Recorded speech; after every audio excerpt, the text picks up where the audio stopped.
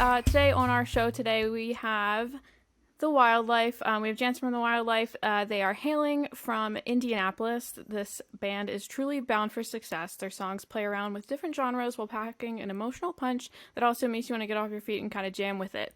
Their recent release, as you're listening to this, is Repaint My Mind, and this album is sure to impress. I'm not lucky enough to hear it yet, but I can guarantee it's probably greatness. I can't say enough good things about this band. So welcome to the show, Jansen. Thank you for having me.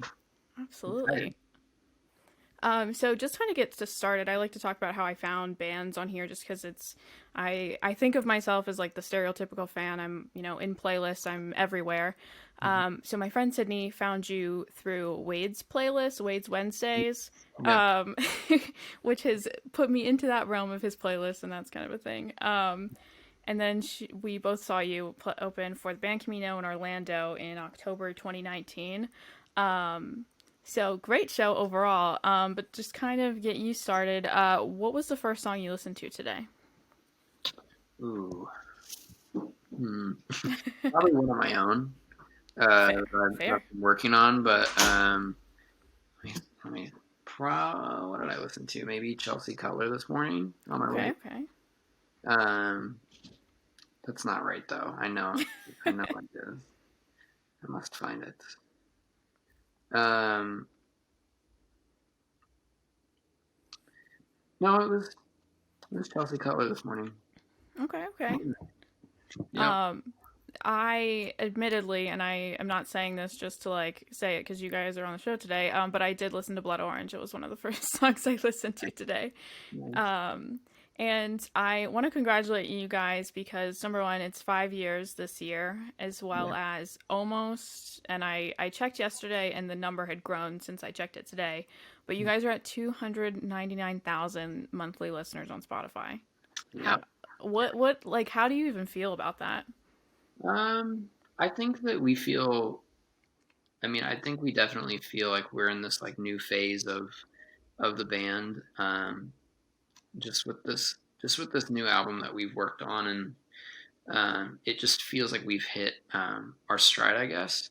I think we were still kind of trying to figure out where we wanted to be and who we wanted to be for um, for the first like 3 or 4 years, and me and Carson were a lot more hands on with this record, and I think that that has made it a lot more like exactly who we want to be and like where we want to take this band. And so I think we feel really good about where we're at. And yeah, I mean, numbers are cool.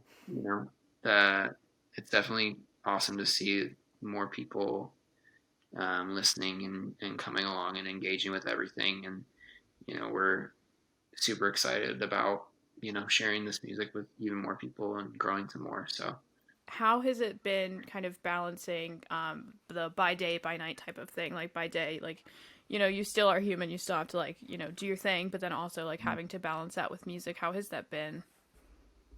um, I think that as of recently, it's been really hard because because me and Carson are here and like we've met so many people and we have new management and we're working towards touring and working towards some other things. Like it gets like, man, I really don't want to like go to Starbucks and work today. I don't want to do that.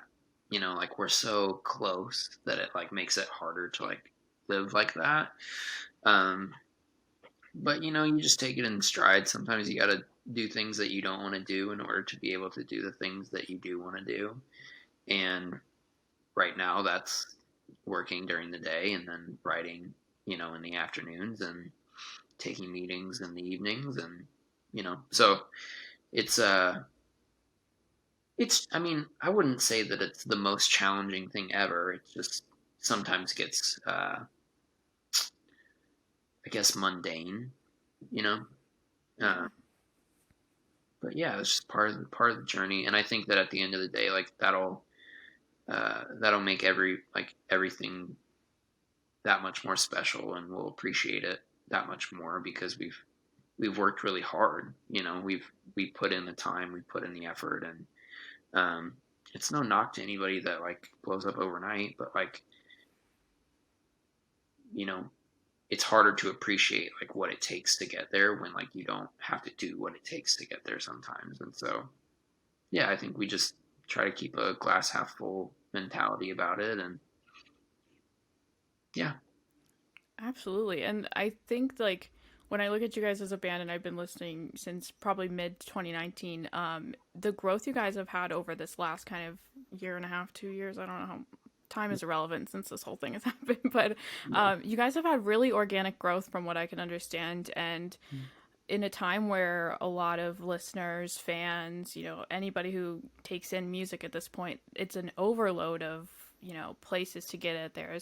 There's TikTok and Spotify playlists and all of these things, and the way that you guys have kind of like grown organically and stuff like that, and had like you guys have been featured on lots of Spotify playlists, and it's very very warming to see, because you guys, from what I understand and like what I've experienced, really focus on two of my favorite things that I love to see as a fan is fan interaction, Mhm. and then also visuals. And already with the 3 singles you've put out from Repaint My Mind, like incredible visuals, and like not a lot of people focus on that as much anymore. Do you want to kind of talk about like your how you guys have developed that aesthetic almost, and also how it like relates back to the fans?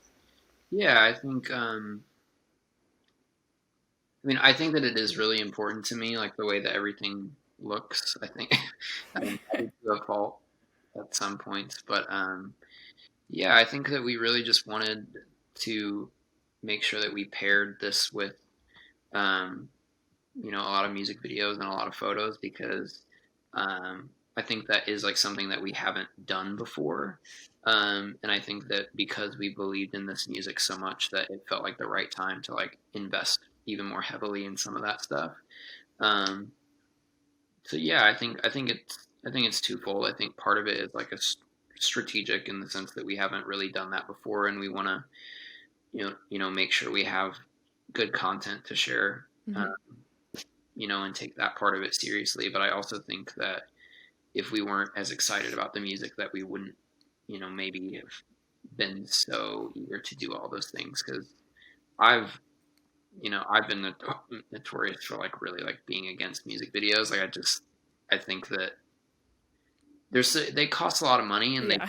there's not like a ton of payoff. Like, so I've been like always kind of like hesitant to do anything in that Mm-hmm. regard. But um, I think we had a really fun time doing it, and we were really excited about you know how all 7 of them turned out, because obviously at the time that we're recording this, nobody has seen all 7, but now that all of the songs are out, there's 7 videos, and we did 7 videos in 4 days. So Holy cow. yeah, it was super long days, but like really really fun. Like I guess at this point, like you've seen the anxious video and the box video, Mm-hmm. we did those videos in the same day. So like we did anxious up until like probably from like 11 till maybe 6, and then we did box up until like maybe 1 a.m. Holy And we shit. and we did that elevator is um, the elevator in the studio that we recorded everything in. And our producer used like that was where like our that studio was, but he Mm-hmm. recently moved to Nashville, which is where me and Carson are right now. Um, and so that was like the last time we were ever in that building. Um, Wow. so there's like an extra like special like element to that box video for it. So yeah, yeah, Wow. it's super exciting to be able to do all those videos and pull it off, honestly. So Shout out to you guys, and shout out to your creative team. I found Soul House Films, right? yeah, yeah, Whole wow. I mean, so I have a background in production and the concept of doing that for 7 days straight, and yeah, yeah. So props to yeah, you, your whole team, the whole band, because that's not an easy task.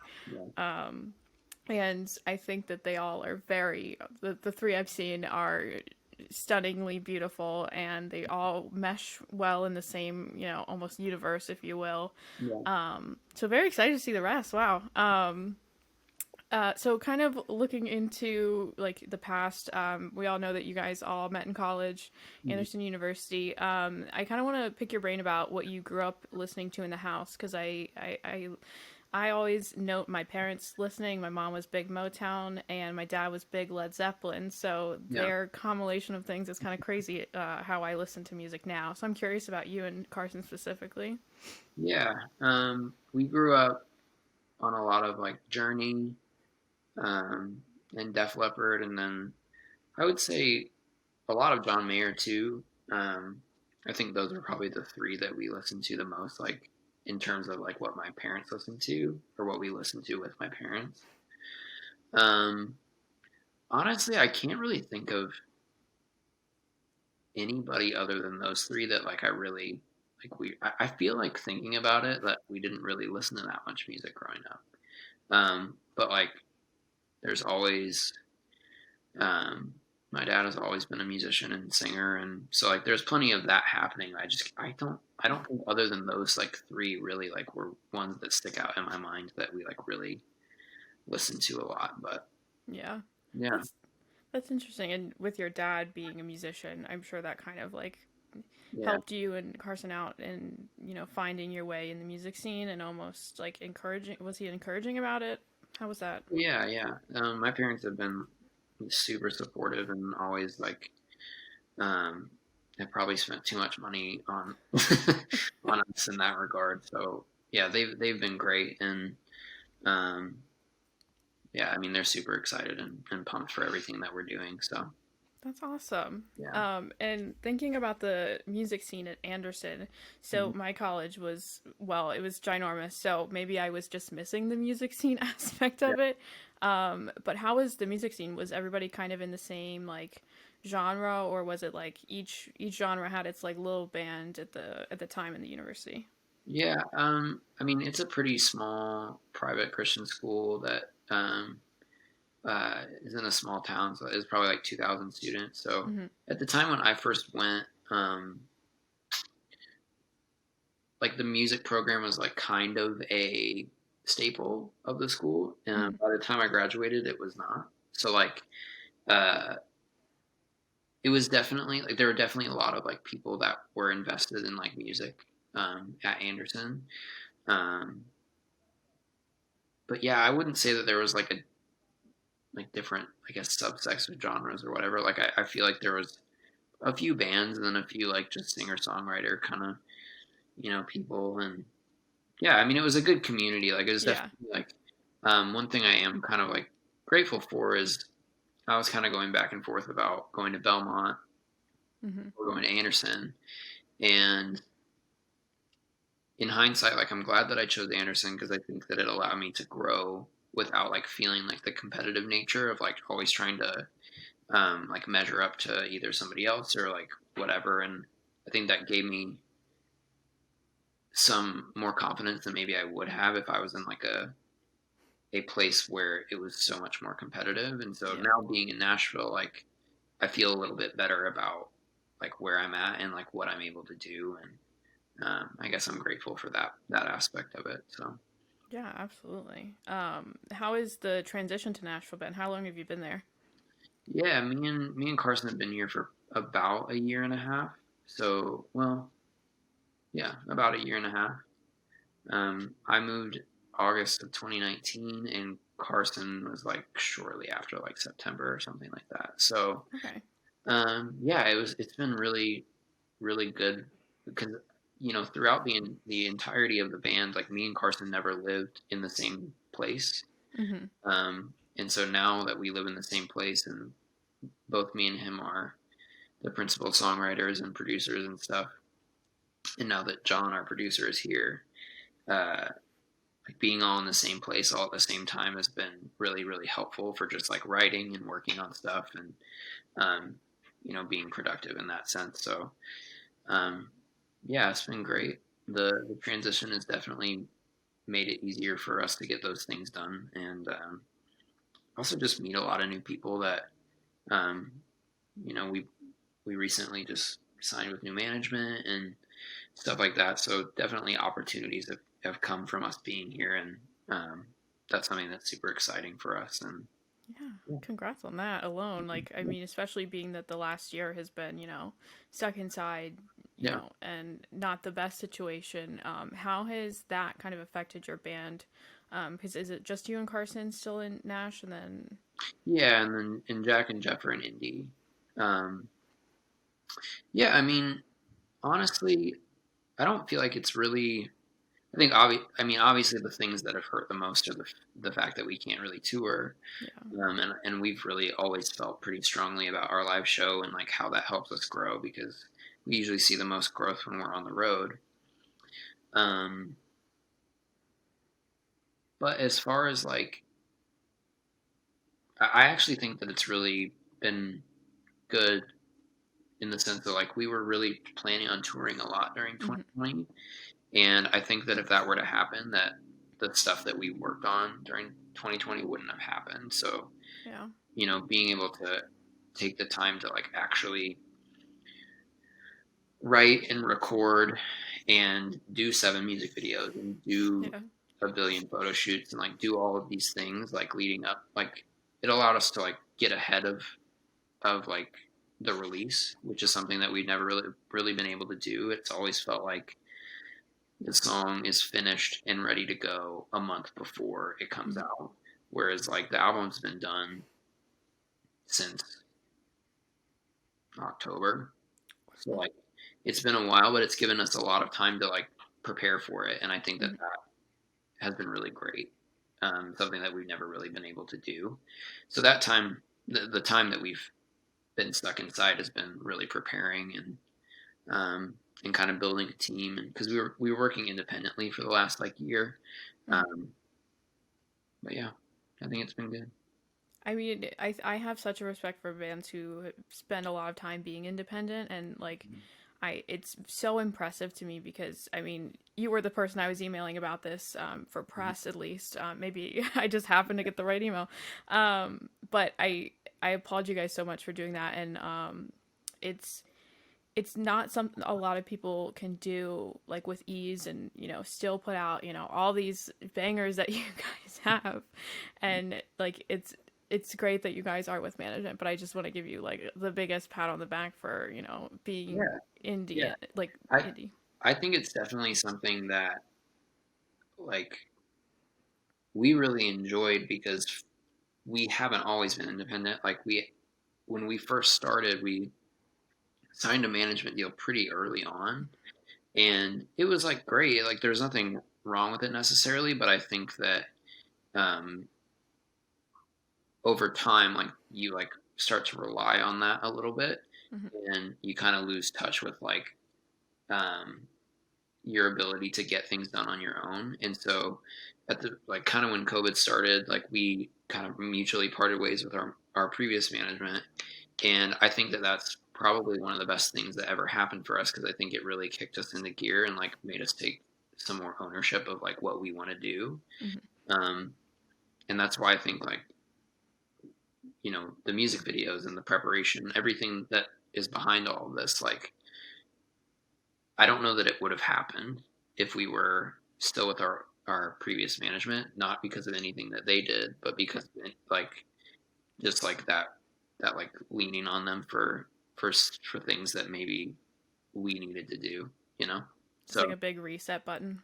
yeah, yeah, and it feels good because now like after doing all that for like a year, like it felt like okay, now we're in the spot where like we need a team to help us like grow this because we can't tour right now, and obviously we can only reach so far. Right. Um, but yeah, it's been really good. I think that's amazing, and I can't say enough things about how impressive like a lot of bands are just by doing that and growing, just in that sense. And I want to also just, as a listener, as like a genuine fan, like hearing songs like Somebody's Gonna Love You compared to Blood Orange, and just like the mature, like just the sound that has Yeah, like matured and grown and just like become what it is, and like like out of the three, I mean, not to pick favorites, but Blood Orange is my favorite, and it's just like there's like essentially a breakdown of, is what I would call it. I don't know if that's like the technical term because that's not my thing, but like that it feels like a breakdown, and it like has that like real like I don't want to say like rock, but like that like punk. Yeah, That's what I hear it as. It yeah, very much could be something different, but the maturity that you guys have like shown within these three songs alone is just simply incredible. yeah. And I'm glad that you used that word because that's kind of what we've described it as. Is like it just feels like this new phase feels like the mature iteration of like where we've been. And I think that as more stuff comes out and as the EP comes out, I think that you know people will agree with that because um, I don't know. It's just something about like the way that we worked on this stuff and how it came out and just some of the choices that we made in production and things like that that just feel different and Yeah. in a way that I don't know that I can necessarily put my finger on, but it just everything feels um, yeah, just more mature. Just yeah. And like it's very much noticeable in like the best way.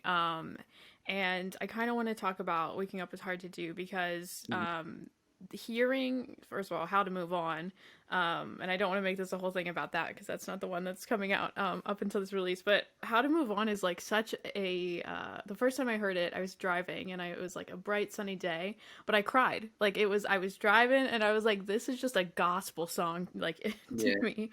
And that that album and that release wasn't like the typical album cycle. So how did that kind of come about? You guys released it at the end of like the whole project as a whole in December 2020, and that it's not the typical album cycle. So do you want to kind of talk about that?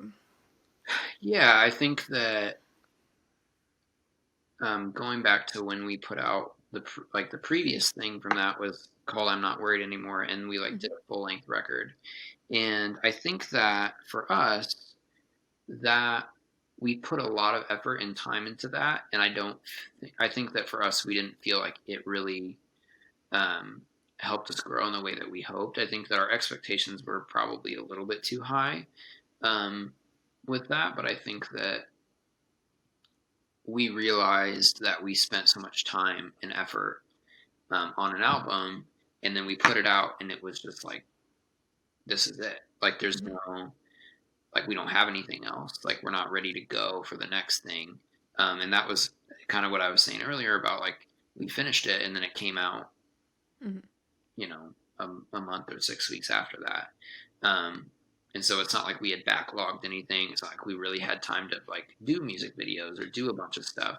Um, and so it was nice to be able to, um, I guess, do something one by one, and that was kind of like what what our goal was. Is like, okay, when we put out a record, like we put out something, but then we lost momentum because we weren't ready for the next thing, and so being able to do stuff one by one, like, and continually be in front of people and be putting out new music, I think was what was really important for us. Um, yeah, so I think that that's kind of why we did that. And then when we changed all the art, we wanted to make sure that we made everything collectively into like uh, a thing.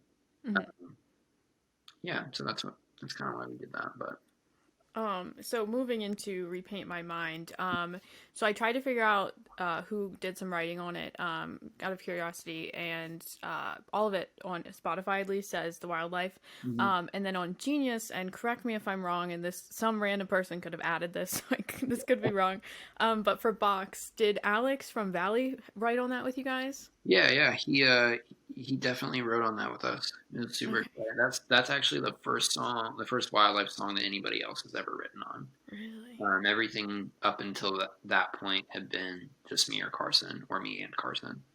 Mm-hmm. Um, yeah, so now that we're in Nashville, that's another like benefit of us being here is like being able to write with people. And he was just in town for a little bit, and yeah, something good came out of it. So So with the rest of the record, is it all self-produced? You mentioned somebody's name earlier. yeah, Between you and Carson, and just one other person I didn't catch his name. yeah.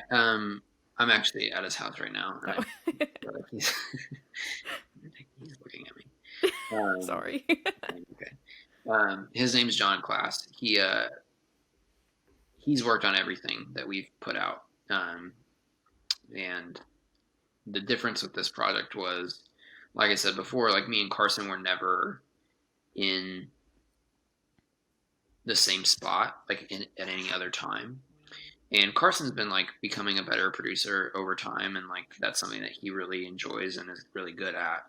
Um, and so now that we were both in Nashville at the same time when we were writing this record, like we were able to like actually kind of do a lot of that production on the front end before we met with John and Jack and Jeff and made the actual record. And so I think that that's a lot of the reason why it feels more mature in some ways, is because we like went about it in a very different way, or at least differently than we had previously. Um, I'm forgetting the question now. Just kind of like who was working on this stuff, out of like the producing it, and who else Yeah, is it just you three, and then Alex from Valley hopped on for Just Box, or is there anybody else on the record?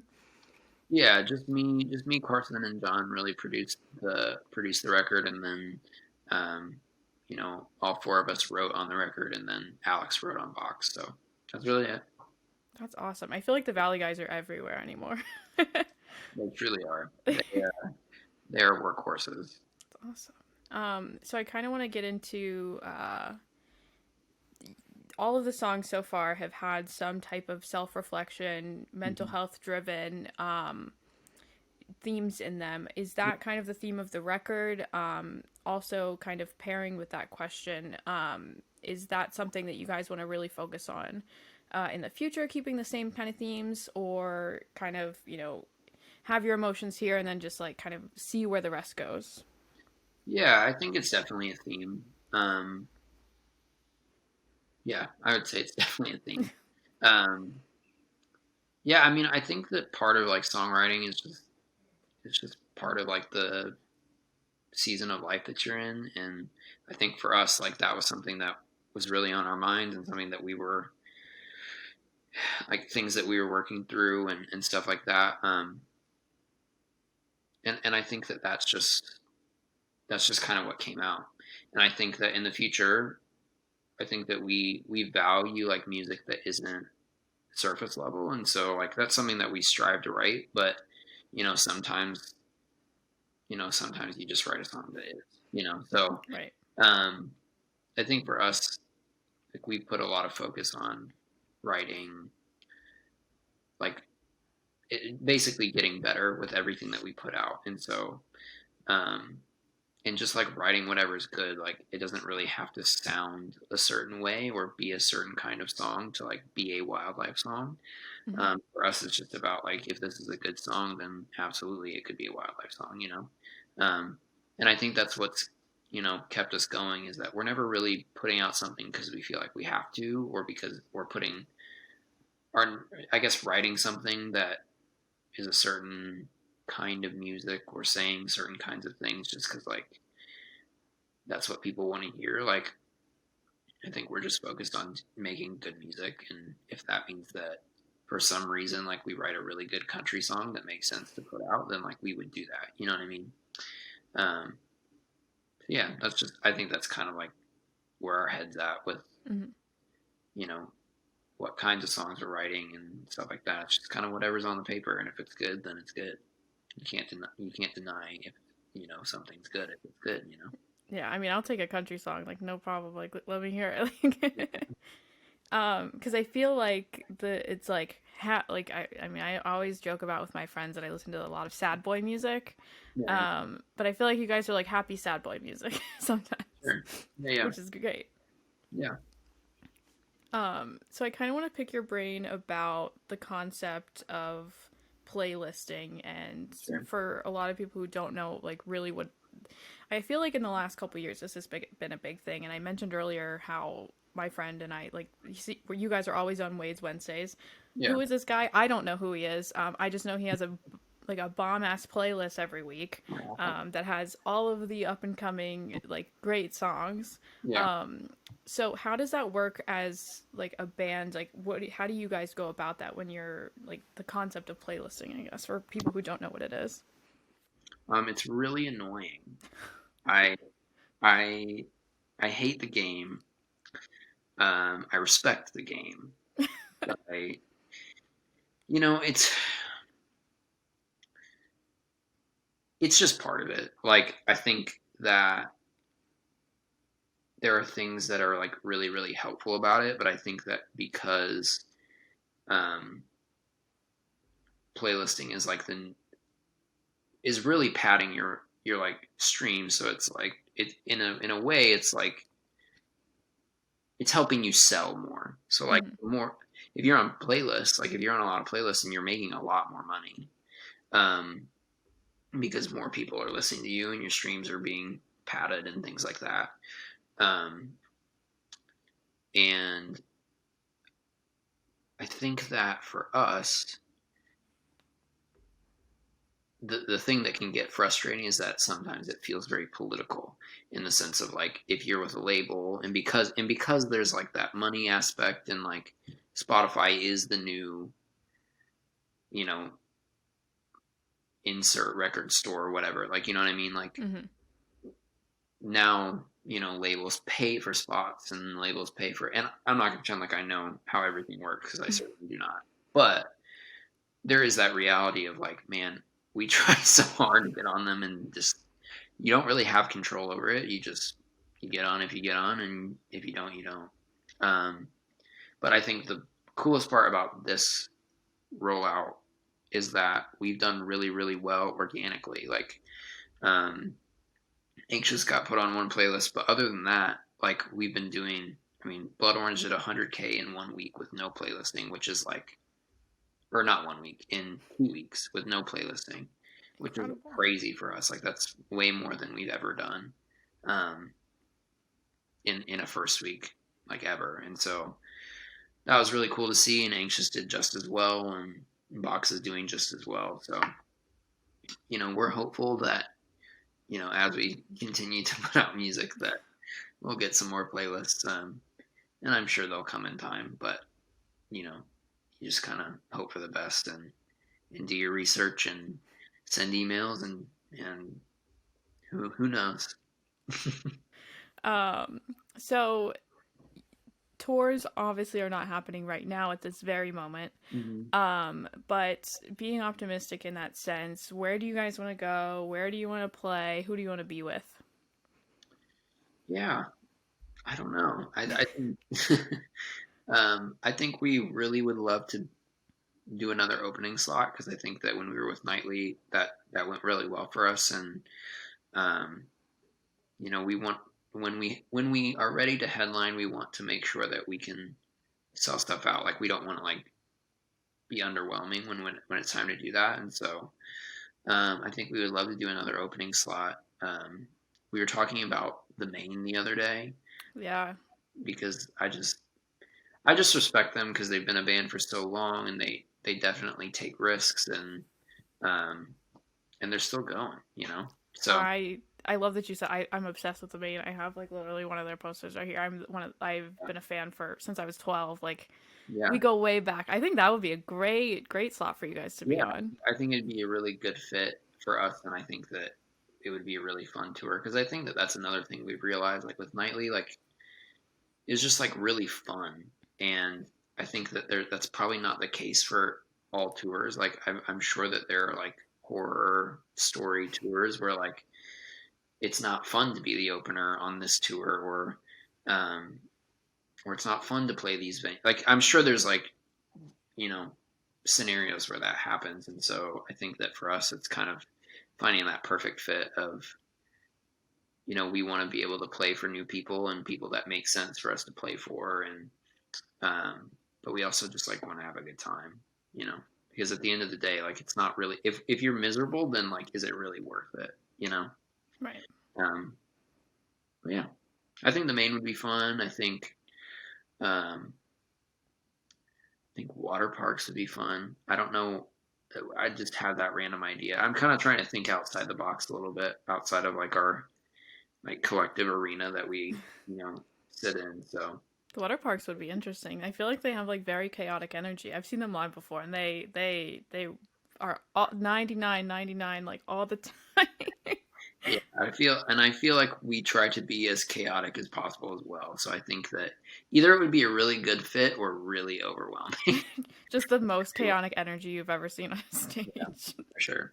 Because you guys put on a great show, and like I I love, I mean, who doesn't love concerts? But when I saw you guys, I it was right after, I think I had really like gotten into your music, and I was listening to Over Sentimental like on repeat. And then my friend and I just like went nuts because we it was just a great show, and not a lot of people can put on a really really great show, and you guys did, and it was very impressive, and 10 out of 10 would recommend seeing you guys live. Yeah, yeah, And hopefully I can in the next, when it's safe. yeah. Hopefully. We're working towards it. We're working towards it. We'll get there eventually. So do you want to play a quick little game where I make you quick pick a song? Sure.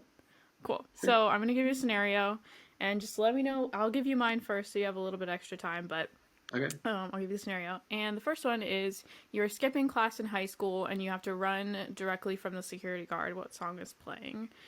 Because of my emo high school roots, I picked Paraphernalia by Pierce the Veil. Nice.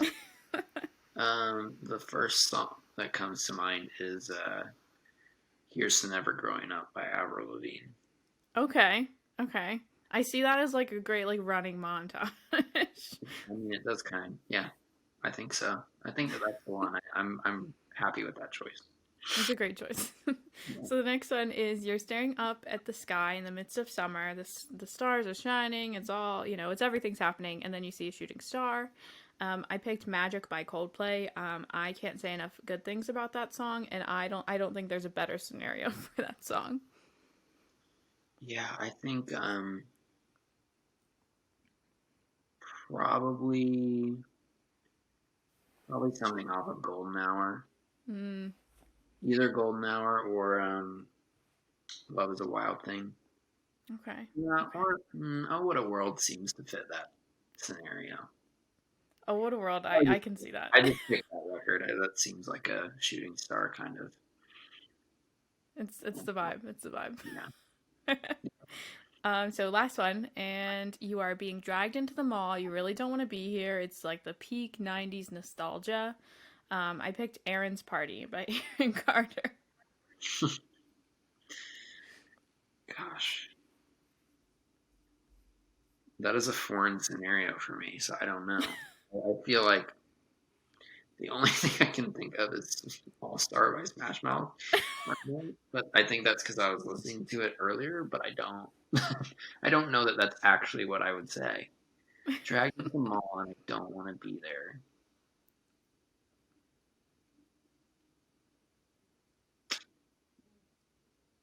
Feelings escaping me. Yeah, All Star, but just the version where they say "Hey now" over and over again. yeah. I don't know why, but also Daughtry came in my head right Yeah, now. I forget about Daughtry a lot. I don't think that applies at all. But I feel like there is a music video where he's running from something. The It Feels Like Tonight video, maybe. I'll say that song. It Feels Like Tonight by Daughtry. Okay. That I don't think I've heard the name Daughtry in years, so that like really unlocked a memory for me. He should have won. He should have won. That who won? That Taylor Hicks, right? Why do I remember that so quickly? Well, I don't remember, but if it was that season, then Daughtry absolutely should have won. Oh, absolutely. I was a big American Idol fan when I was a kid, so the fact that that just like unlocked a memory that I like forgot I had was really funny. Yeah. So kind of to round out the interview, I have a larger question that's, Sure. kind of the whole world. Mhm. Musicians and artists really have the ability and the platform to leave a mark on the world in various ways, whether smaller or larger. As a band and personally, like, what do you think your mark you would want it to be? I think that for me, it would be some sort of uh, feeling.